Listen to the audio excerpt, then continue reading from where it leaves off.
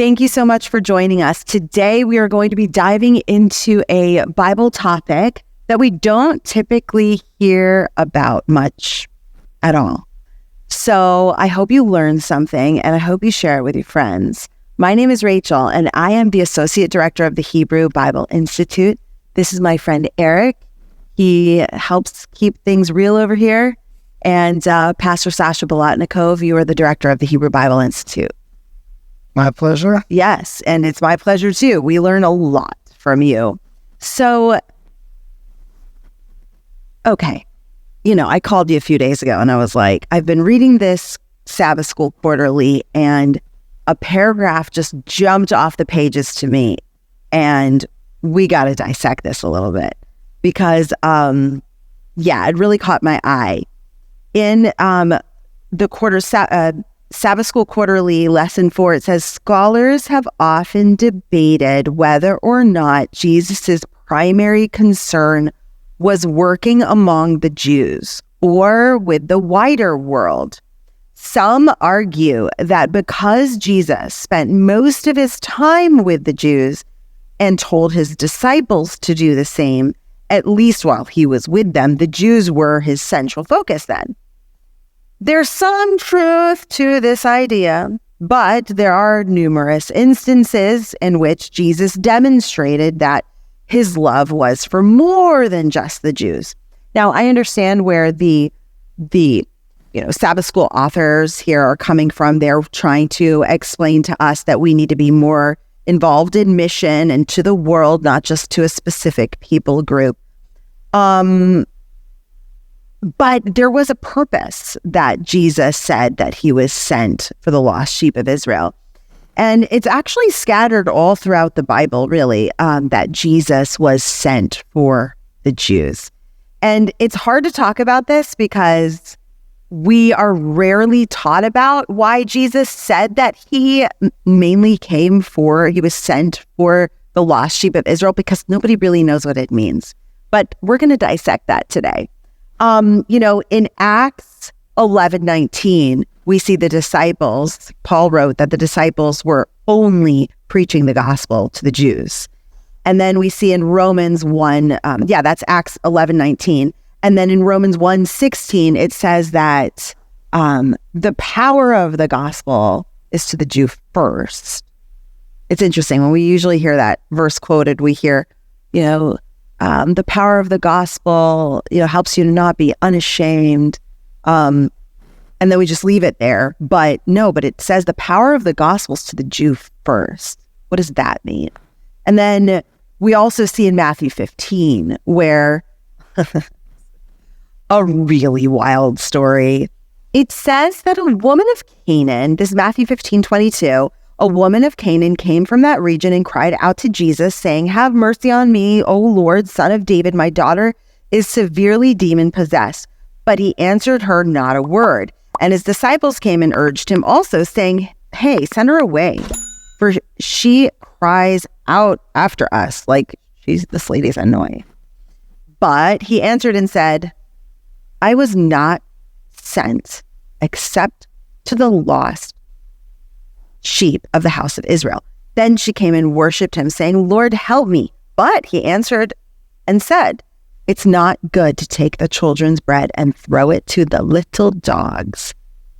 And she said, "Yes, Lord, yet even the little dogs eat the crumbs which fall from their master's table." Then Jesus answered and said to her, "O woman, great is your faith. Let it be to you as you desire."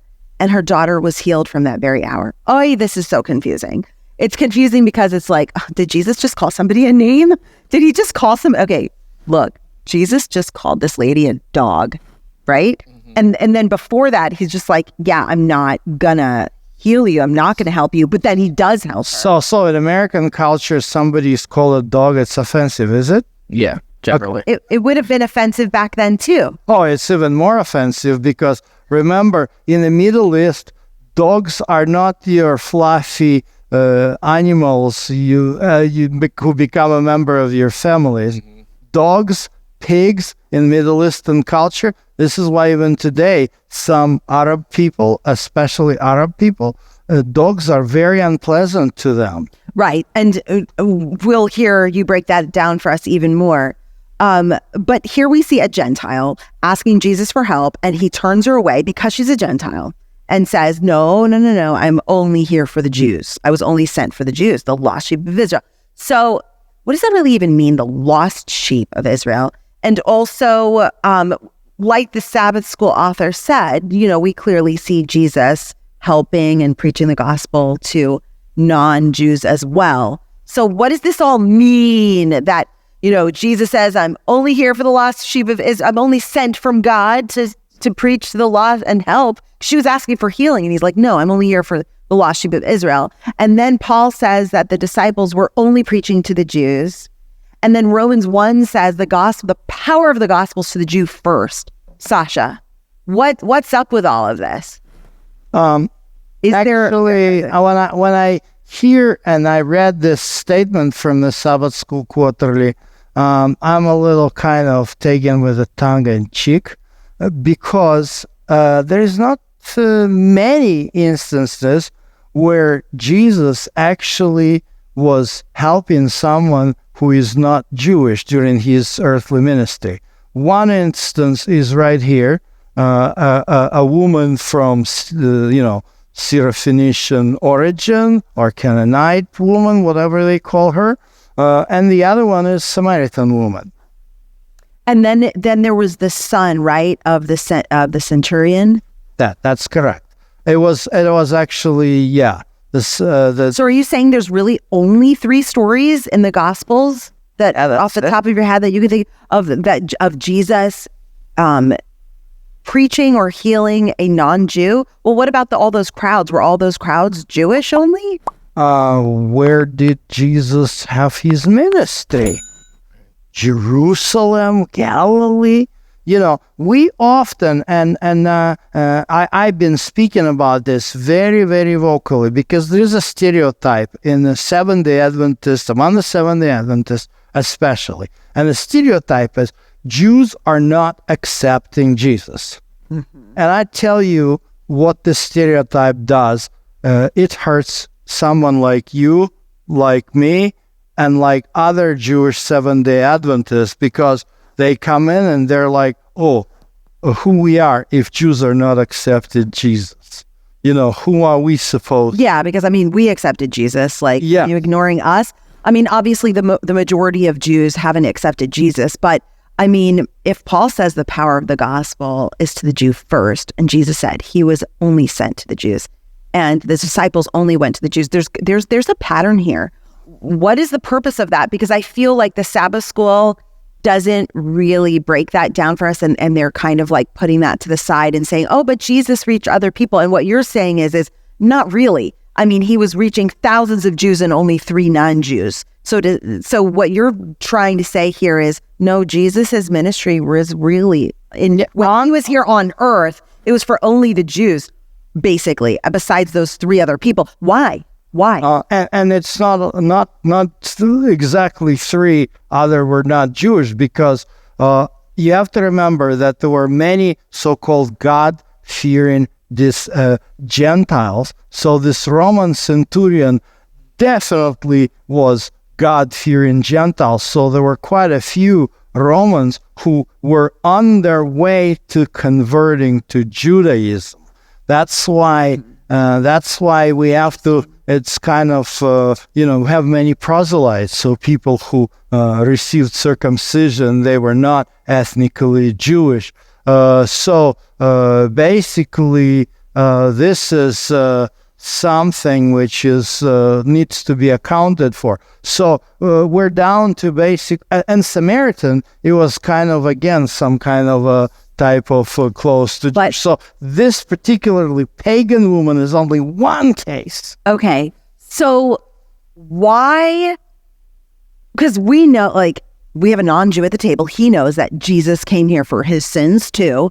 Why did Jesus say, I was only sent, meaning from his father sent him to reach the lost sheep of Israel? And what does that mean? I have an assumption, and I'm curious if I'm right. So it's my understand, my guess is, well, we have a tendency to look at it, everything from the perspective of where we are now, not necessarily where they were then. So at that time, Christians didn't exist. There weren't Christians. There were Jews, and then there were everyone else, and everyone non-believers. So when he came for the Jews, it was specifically because the Jews were the initial point. They were the starting point, and they knew the most. They knew the Torah to begin with. So now he needed to build and explain that, and then go from there. And then we are Christians. And I'm actually kind of confused by, like, are Jews, once they convert to Christianity, are they still Jews, or are they Christians at that point? Or like, we'll have a whole show on that. Yeah, that's a very good question, because in fact, I'm just saying I'm a Seventh-day Adventist Jew or Jewish Seventh-day Adventist because I refer to my ethnicity. right. It's because, like, when we talked about, before the show, I asked, what's the where your family is coming from? And you said probably Germany. Yep. So the same way, Jews is like, yeah, this is who I am ethnically. But I think Eric made a good point. Like, everybody else outside of Judaism were basically heathens, right? Yeah, exactly. That's a very good point, because there was no Jews and Christians at this time. There were Jews and heathens. Yes. Jews and heathens. Okay. So then I feel like once we understand, and I love how this is why it's so important to understand history, the time that Jesus was living in, because once we understand that there's only Jews and then idol worshipers, it starts making a little bit of more sense why Jesus said he only came for the Jews. Like you said, at least they have a starting point of monotheism and the script and the Hebrew scriptures, whereas the others, they don't have the Hebrew Bible, but they would understand, why Jesus came compared to the heathens, because they have the prophecies, etc. But tell us, why did Jesus say, I only was sent for the lost sheep of Israel? So we have to take these words in the context. Okay. Because again, first of all, why is he saying it to this Canaanite woman? Because when I read what the Sabbath School Quarterly said, that this is an example that Jesus actually went to non-Jews, and I take it into, tongue-in-cheek, because the text says the opposite. Jesus actually didn't want to reach out to this Canaanite woman. He actually... Wait. Jesus didn't want to reach out to somebody? Yeah, because she was going after him. He wasn't seeking her. She was going after him. And it says here in verse 20, he answered her not a word. He denied her. Yeah, he ignored her. He ignored her. He was never... how many lame, blind, deaf cried to him, save us, the Son of David? And what did Jesus do? He did. He saved them. But here, no word. And then she's begging, and he says, I didn't come for you. I came for the lost sheep of the house of Israel. And she comes begging again. And he says, well, I can't give you the bread that I brought for my children. That's, I have only for them. Why? So he is extremely persistent in refusing her. So there is a context here. Okay. So the context here, what problem does this Canaanite woman have? Her daughter was severely, it says, demon-possessed. And this is a really, really big but very interesting topic, because I keep always saying there are very few things that are new in the New Testament.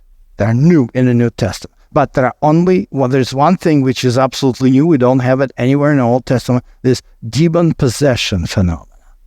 But that doesn't exist.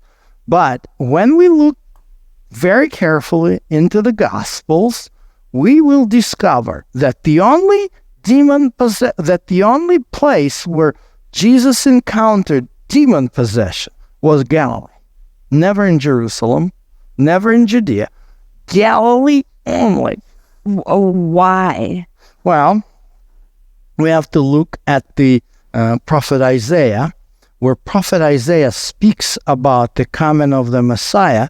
He says in chapter 8 that before Messiah comes, people will be thrown into the darkness of delusions because they were asking fortune tellers, soothsayers, necromancy, and all kinds of bad stuff which was going on. So I was reading Isaiah for a long time. I didn't understand why is this text specifically addressing the Galilee, and then the light will come and the child is born to us. Why is this? I was kind of bothered, but until I went to Israel and I did a thorough travel around Galilee, and I discovered that Galilee at the time of Jesus was constructed like this. You have a Jewish village and then the pagan village.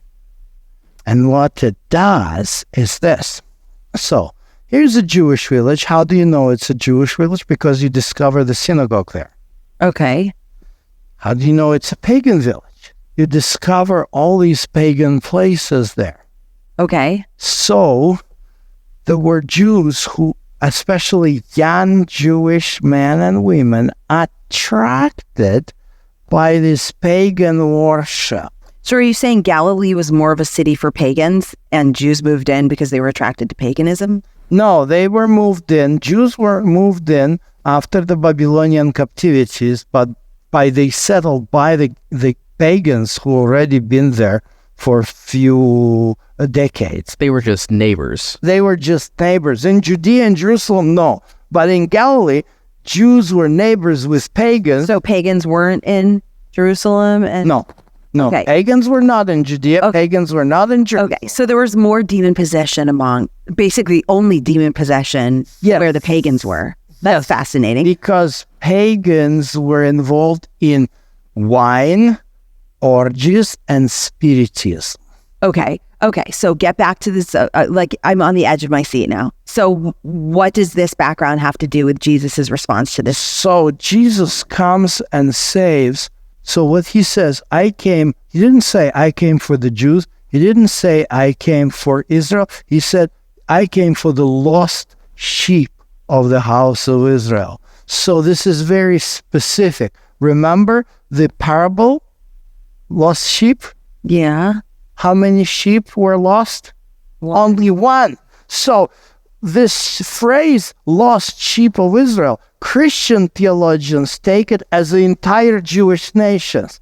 But when you look at Jesus' word, how he uses the word lost sheep, he speaks about one lost sheep. So he came for specific people. He came to the North Galilee. All these happen, this demoniac in the tombs and all these demon-possessed people. He came to save these lost sheep, those people specifically who went to the pagan worship and got demon-possessed. But she's asking, come and heal my demon-possessed. The problem is, why would a pagan who is constantly involved in pagan worship, contacting the demons, want suddenly her daughter to be healed? If she's constantly involved. I understand Jew wants his son to be healed because his son was lost. Well, wouldn't anybody want their kid to be healed from demon possession? What's the point of it's like if you heal a pagan from demon possession, it's the same way if you're trying to heal a drug addict from a drug addiction when he doesn't want to do that. So the way I gather it is, he heals the daughter because, how to phrase this, if you were in that pagan society, the demon possession is the contrast between the two. The demon possession is just the normal behavior. That's just normal. Exactly. So the fact that she was able to acknowledge the demon possession already tells Jesus that she understands the difference between the pagan traditions, the pagan rituals, and what the Jews believed and what God wanted for her. Yeah, exactly. This is why this woman was... But why did he say, sorry, I'm only for the lost sheep of Israel? Because he comes to save the Jews who were lost in this paganism. Pagan is not lost in his paganism. Pagan is pagan, and that's what Eric said. For pagan, this demon possession is... So what was Jesus, what was Jesus trying to tell the woman, I'm only here for those who actually want my help? Exactly. And that's why he wanted to fish out. The same, he's trying to make this woman acknowledge. He wants to see. Because at the end, he declares, your faith saved you. So he discovered that this woman, it's not about her ethnicity. It's about her religion. There is no point of helping a Canaanite woman to take care of the symptoms of her daughter if she doesn't wish to change her mindset and lifestyle. So I remember you once taught me that the Greek word for dog is related to it's caninus, right? Mm-hmm. And which means Lunos, yeah. But it meant something like cynical. Yes. Yeah. Correct. And so and when you look up the definition for cynical, it means like just self-interested. Mm-hmm. And so what Jesus was saying is like, I'm not here for self-interests, for people who are just I'll heal you and then you'll just go back to your vomit like a dog. Exactly. I'm here for people who, but why would he say the lost sheep of Israel? Who is the lost sheep? So how does the sheep get lost? So think about the parable of the lost sheep. So here is this flock of the shepherd and 100 sheep. That's what Luke says, right? And then one sheep is somewhere in a thicket and the shepherd is looking for her. So here is the village, Jewish village. Here is the synagogue. Everybody is worshiping and studying the Torah. Couple young guys sneak out and say, oh, look at this other village. They have so much fun out there. So they sneak out their Jewish village in the dead of the night and they go join the party there. What they get? First they get wine, then they get sex, all they can't get in a Jewish village, and then they come into some sacred rituals. And after this they come out and the devil is already possessing them. So they come back to their Jewish Why parents. would Jesus be more forgiving of a lost sheep from Israel versus a lost sheep from Pagan the pagan? is not a lost sheep. Right. Pagan is not a sheep to begin with. That's why he says, I cannot give it to my children. But then later on he says, I have sheep not of this fold. Right. So he's there for the people. It's kind of what Sasha was saying. The pagans aren't lost from Israel. Like if you have if you have a group of sheep and you have a group of goats, you don't notice that the goats are lost because they're not gone. They're not your people. They're not your people. So he's looking specifically for the sheep in the group of goats. Mm-hmm. So you can pick them out, and he's looking for his flock. So when you get lost, it's easy to pull back, but you're not lost if you're pagan. You're in where you're supposed to be. That's where you are. So then why would Acts 11:19 say that the disciples were only reaching the Jews? Okay, so the bigger picture now. Definitely what I will conclude, this story of the Canaanite woman is not to prove that Jesus came to the Jews only or not to the Jews only. Usage of this story is totally different. But it's a very interesting story. Well, you said it's very different. So the point of the story is? The point of the story is to test the faith of this Canaanite woman. Is she really willing to come out of her paganism? When she demonstrates that she's willing, Jesus takes care of her. But so yeah, man, now that I understand the real fuller correct interpretation of this story, it really teaches us a lot. Jesus doesn't offer forgiveness and salvation to people who want to continue in their cursed lifestyle. Right? Yeah. Wouldn't that be one of the lessons? I mean, right? Yeah. And it says it's very much so. Like, you related it to drug addiction, and it's known through any sort of addiction course. Like, if you cannot succeed in recovery until you are ready to be in. Like, you can force people into recovery over and over and over again. It doesn't matter. You have to want it. You have to want it. See, this is why he says, the sheep is lost because the sheep made a mistake. So there's a totally different, we have to understand the totally different attitude. Someone who has fallen into sin and says, oh boy, I made a mistake. And somebody who exists in sin and views the sin as a normal situation. We can't help this person who sees a sin as a normal situation until this person realizes that he wants to change. But there's got to be more than just this reason on why Jesus went to the Jews, because we see the disciples also going to the Jews, and then we see Paul in Romans saying the power of the gospel to the Jew first. And then somewhere else, I don't remember where in the New Testament, it says, like, in judgment, the Jews will also be punished first. They're held to like this higher standard. And so, like, why does Acts say the disciples were only preaching to the Jews?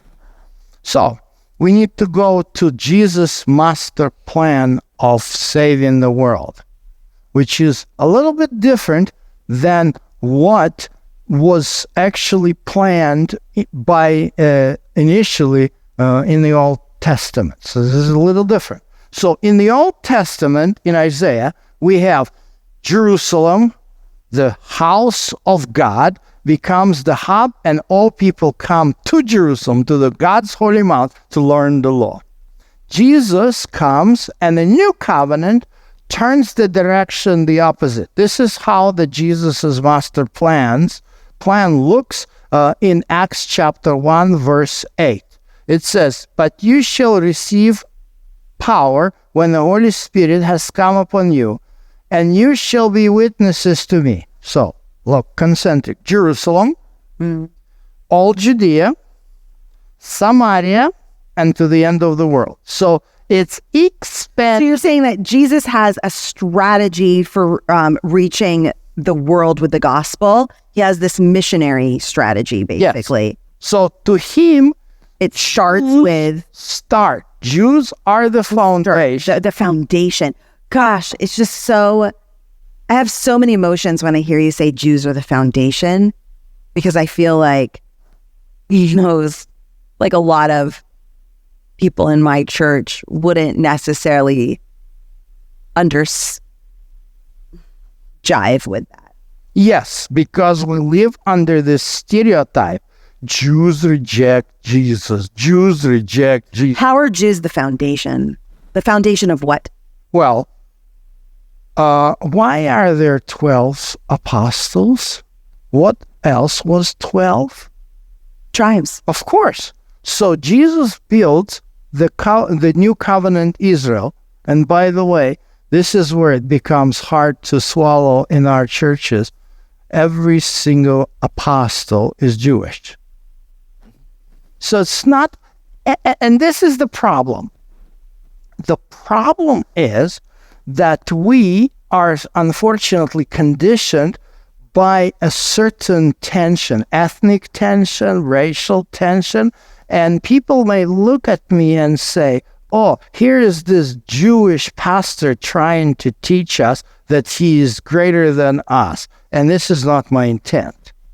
Your intent is to help us to understand the strategy of Jesus. The strategy of Jesus. And that was his strategy because the Jews were given the oracles of God. Like Paul says, what is the advantage? They were given the advantage. They were given the oracles of God. They've been keeping these commandments all these years. They understand who God is. Right. So it's like, and this has been kind of my pet peeve with a lot of Christians just disregard the Old Testament. When the Old Testament was, correct me if I'm wrong, what the Jews followed. That was your original book. That was your guide. And then post-Jesus is all your New Testament. So when Christians just disregard Old Testament, like Jesus did away with all that, that doesn't matter. No, it is very relevant to the history, and that's what Jesus was building on initially. So like I said before, like there weren't Christians back in the day. Like they didn't exist. They became a thing. Are you? Yeah, that's very true. And I like how you say that there were not Christians back in the day. They were Jews who accepted Jesus, and the Gentiles who accepted Jesus came into Judaism.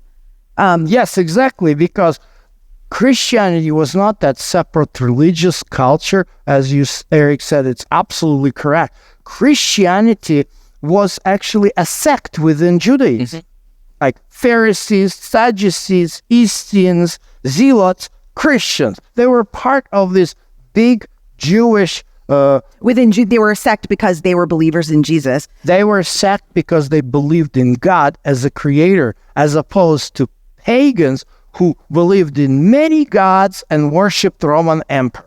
Well, but the Jews who didn't believe in Jesus, they also believed in God as the creator. Yeah, correct. So, but the Christians were the believers. Yeah, it was the difference between a Jew and a Christian was, do you accept this man from Nazareth as being a savior, or do you not? Okay, so you explained to us, in Acts 11:19, that the disciples followed Jesus's instructions from Acts 1:8, where he said, "Go start in Judea." Yeah, they started in Judea. Now, would you say that? I mean, why did Jesus have this strategy? Could it be that he wanted to have more missionaries, and it makes more sense? I mean, we use them. I almost don't like to use the term missionary, because it sounds like Jesus is just looking for people to just like proselytize. No, like he's looking for people to spread the gospel of the good news. And it makes sense to go to the Jews first because they already understood the foundation of righteousness. Of course. And they understood. Definitely. They're the people of the book. And, we can't put cart in front of the horse. We have to start with the foundation. We have to build the horse, and then the horse is going to pull the cart. I love how you say foundation. Because think about the history of Adventist Church. It started in New England, and for several decades, it was in America only, in the U.S., maybe a little bit in Canada only. And then where do they venture next? Australia. Easy. English-speaking world of British Empire. Where do they venture next? England. Easy. English language. Where do they venture next? Europe. It's a little bit outside of the English world. They tried, they succeeded. And now we have Africa and everywhere. So it's a very logical way to start with their own and then move out, then you build up the foundation. Especially considering like a lot of the 10 Commandments and like the Judeo-Christian values that we try to uphold, like those are ingrained in a lot of society nowadays. But back then, the idea of not stealing, not killing, not doing that's a totally different realm in some cultures and some pagan. Oh yeah. So to try to bring in the Judeo-Christian values that Jesus was trying to establish and bringing in, like those are completely off the rails to some of these other people. Like, what do you mean we can't kill people? That's stupid. Yeah, exactly. So you need something to start with. Yeah, exactly. That's why. And again, this is maybe very hard for Adventists to swallow, because often this may be this kind of a understanding. Their perception would be, by saying Jews are the foundation, you're trying to make somebody higher, Jews higher than the other. And this is not my intent. It's because we don't understand the historical context, and we're going into like our modern pop culture warfare of, the culture wars. But the reality is no, we're just talking about biblical strategy.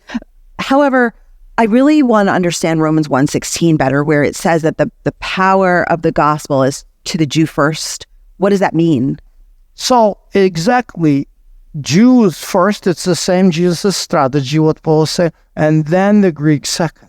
Are you saying that Paul was giving the church instructions on on how to spread the gospel, giving them a strategy? Yeah, that's the same formulation of Jesus' master plan. You start with Jerusalem, then you expand to Judea, then to Samaria. And So was Paul writing for the disciples of Jesus' day when he wrote that, or is he writing that to us today? Are we supposed to be spreading the gospel to the Jews first?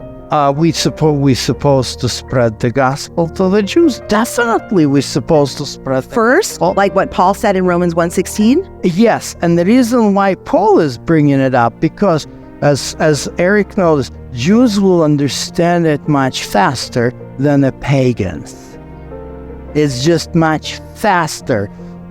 It's much easier. It's much easier for me to explain the certain... Not only that, but we would probably glean something also. Oh yeah, Jews. But even talking about the biggest religion which we haven't reached yet is a Buddhist. It's way much easier for me to talk about Jesus to a Jew than to a Buddhist, because this is totally different world. I looked at this. I heard. So are you saying that we could strengthen the church if we brought the gospel to the Jews and brought them in, and then we would be stronger and better equipped? Definitely, because the book of Acts, chapter 11, verse 19, which you refer to, says to the Jews only, but then there is a continuation. They come to Antioch, and then the Greeks started coming to them. Very interesting. So Jews come together, they make it strong, and then open up a way for others to follow. So are you saying, Pastor Sasha, that for us to become more effective at spreading the gospel in the church, in our mission to introduce people to Jesus, we should be taking the gospel first to the Jews? We could be more successful in our mission. We need to refer to Jesus' original plan. Jesus' original master plan. Wow. I wish we had another hour to dissect all this. This is some powerful stuff. Thank you guys so much for watching. If you like this video, please give it a thumbs up and share it with your friends. Thank you so much, Eric and Pastor Sash.